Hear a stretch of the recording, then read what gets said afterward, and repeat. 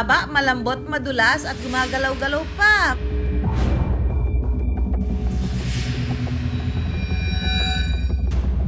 Mga ka-wonder, kakasa ka ba sa pagkain ng uod na ito?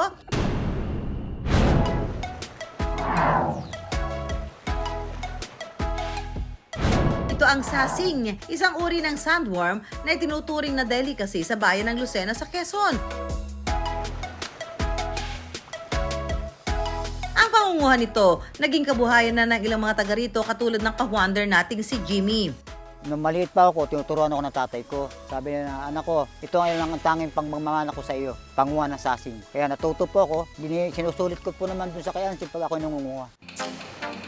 Sa pangunguha ng sasing, kumikita si Jimmy ng mahigit kumulang 500 piso kada araw.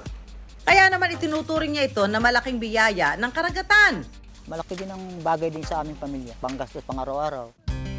Ngayon, si Jimmy naman ang magpapamana sa anak ng kanyang kaalaman sa panghuhuli ng sasing. Ang uwas si Papa, tas tagapulot lang ako dati. Tapos nagbukod po ako nung medyo nasasanay na po ako manguha. Para iba po yung income ng tatay ko, iba rin yun sa akin. Ang sasing nakukuha lang kapag low tide. Kaya naman si Jimmy at Jimboy, matyaga naghihintay sa pagbaba ng tubig. Pagpatak na alas 4 ng hapon, dala-dala ang kanilang timba at bareta.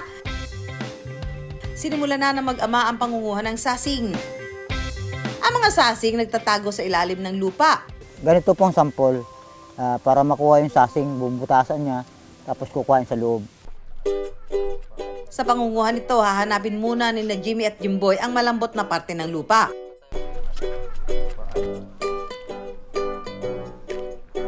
Kailangang mabilis ang kamay sa pangunguhan ng sasing.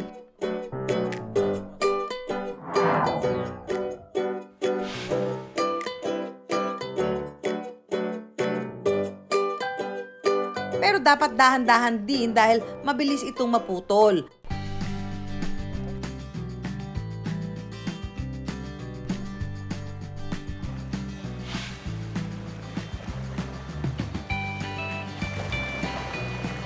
Dito po sa amin, masarap ang sasing.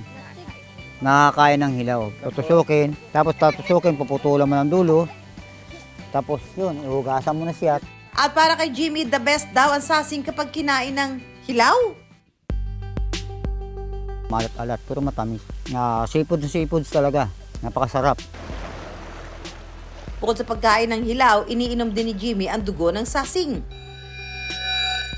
Ang sabaw nito. Napakasarap ng sabaw nito. 57 na po ako, kaya ganito, lumalakas yung katawan ko to. Gawa nitong sabaw ng sasing. I wonder, gaano nga ba kaligtas ang pagkain ng mga kakaibang seafood, lalo na yung mga hindi na niluluto? Eating exotic seafood, enjoyable. Pero madami pa rin tayo na kailangang i-consider yung species alone. Kasi baka mamaya hindi siya safe to consume by human body. Baka ito ay merong mga toxins. Kung gaano ito ka-safe, syempre kailangan natin i-consider saan ba natin siya nakuha. Syempre, yung freshness, diba?